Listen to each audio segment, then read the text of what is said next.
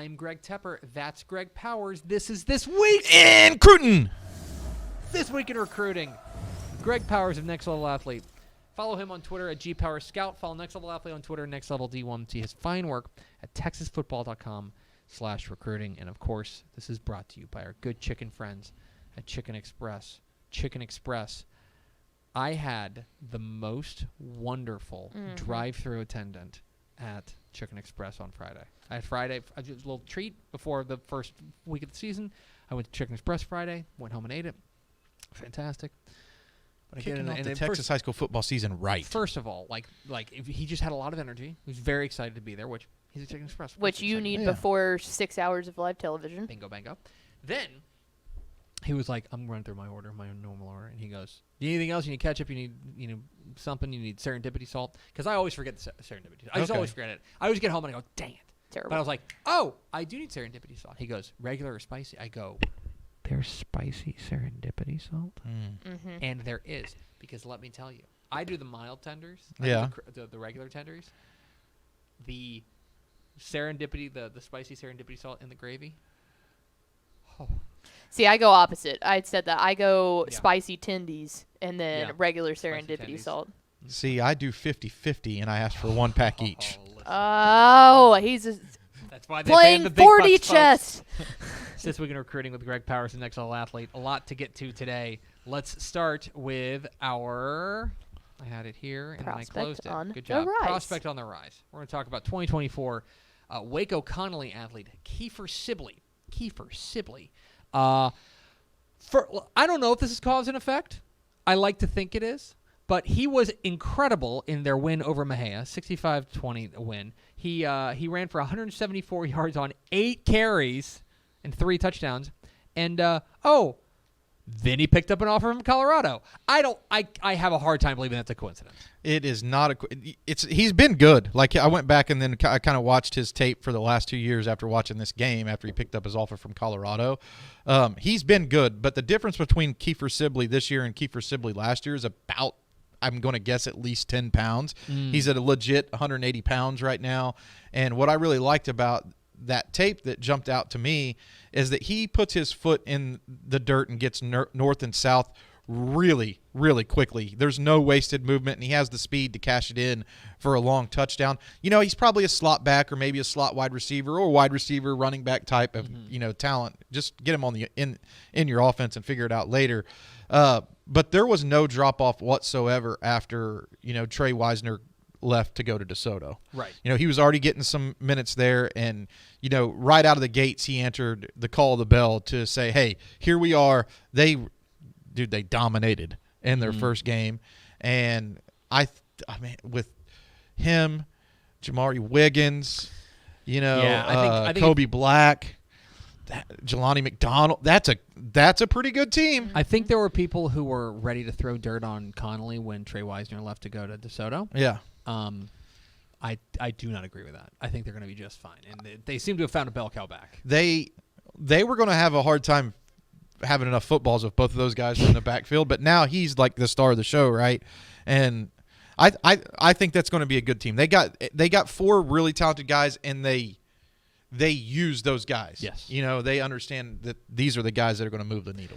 Let's move on to our commit of the week. Our commit of the week, going to the San Antonio area to talk about their senior wide receiver, Converse Judson's senior wide receiver, Anthony Evans. He pulled the trigger this week. He was deciding between Georgia and Oklahoma, and he says, Boomer Sooner. Decides to go commit to the Sooners. He's number 66 in the DCTF Hot 100 and the 10th rated receiver in the state, and a guy who is going to take his talents north of the Red River. Yeah, and when you're the number 10 wide receiver in the state of Texas, that's saying something. And you know what? I bet you he sees that, and he's mad about it. Yeah. You know what I mean? Like, because he is really good. I think he's at least he's a top 2 route runner. Yeah. In this class. He runs really crisp routes, can get in and out of his breaks really quickly. He gets the separation. You hear this on, like all the college football shows. He gets the separation at the top of his route. He has an expanded route tree.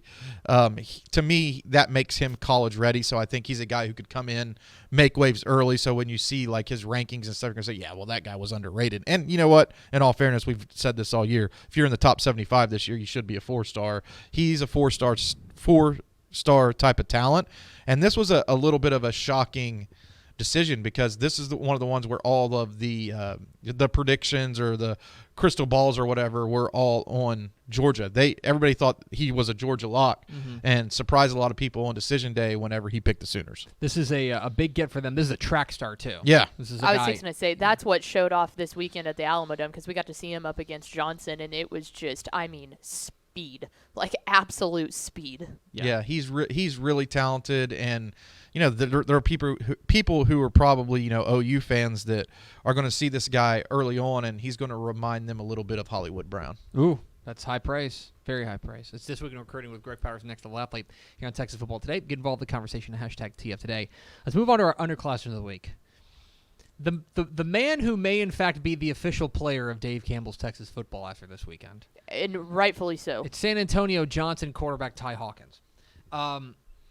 In their game, their overtime loss to Converse Judson, he threw for 317, ran for 151, and scored 6 total touchdowns. And y'all would not shut up about him. I mean, it was absurd. You get past the first 2 drives of the game, we're going, oh, man, Johnson's offense looks distraught. It doesn't look like they have any kind of fundamentals happening. And then all of a sudden, it turned into the Ty Hawkins show because this kid lit it up in every stretch. We were like, who in the world is this? He's a sophomore. Incredible. I'm interested in your perspective on him, Powers, because you know me, I'm the guy who's like, that kid's really good at high school football. Yeah. Tell me about him as a recruit. Well, first off, my timeline was really popping off about him on Saturday, right? And I noticed that right away because, a lot of my friends were down in San Antonio, so I had that envy that I wasn't there to see this. You know what I mean? Like everybody's tweeting about this guy, but he wasted a little time getting his highlights up. And the first thing that really jumped out to me, at least as a longtime high school football fan, not only a guy who covers recruiting, is that he kind of reminds me a little bit of Kyler in a way that he releases the ball. I really love that quick over-the-top release. It's like he's throwing darts out there, right? And it's only one game of tape, but to me, he throws the intermediate passes with a lot of zip. He's not afraid to press the ball in between 2 defenders. He trusts his arm. Showed the proper touch, I feel like, on the deep ball, and then he's hell on wheels whenever he wants to pull the ball down and run, kind of bringing together, what we consider as a new age style of quarterback. He can do a little bit of everything. 6'1", 185. He's bigger than Kyler Murray by 3 inches, a solid 3 inches, maybe 4. No, sorry, 6 foot, 3 inches, 3 inches taller than Kyler. This is a guy who's going to get he's going to get offers. He's got 2 right now, UTSA and UIW. Well, yeah, but local teams. People are coming for this guy. Because that's the thing is for me, and I'm always interested in checking my priors against yours because I see guys and I'm like, oh man, I love this kid. I think he plays I love the way he plays, stuff like that. And then sometimes you come in and you're like the reality check guy's like, he's good, but let's tap the brakes. When the whole Dave Campbell stuff is going crazy about this kid, if you'd come in and be like, actually not a prospect, it would have broken my heart, I'll be honest. Well, I love how he sets his feet in the pocket.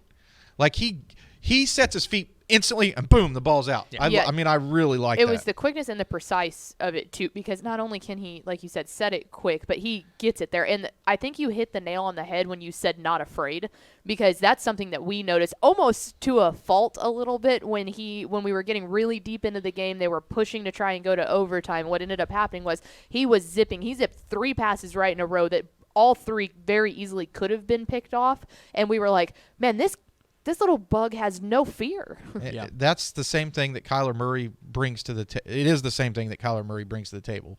He's a little bit shorter than your traditional quarterback, but he played fearless. He believed every time, and still, I guarantee you, he thinks he's the best player in the NFL. He knows in his heart that he's the best player in the NFL, and you could see that confidence in Ty Hawkins, and I love that because just think how good he's going to be 2 years from now whenever he's a senior, because he looked really good as a sophomore. He looks really good as a sophomore. So Ty Hawkins, the Matt Stepp, got that dog in him. Player I love that. We got to get a better dog, though. It was a little weenie dog. We got to get a graphic. We got to get a graphic, too. Let's round it all out with is it Recruit of the Week? Our Recruit of the Week. Our Recruit of the Week, we're going to, speaking of Stepp, one of his darling teams coming into the year was Lake Belton. Okay.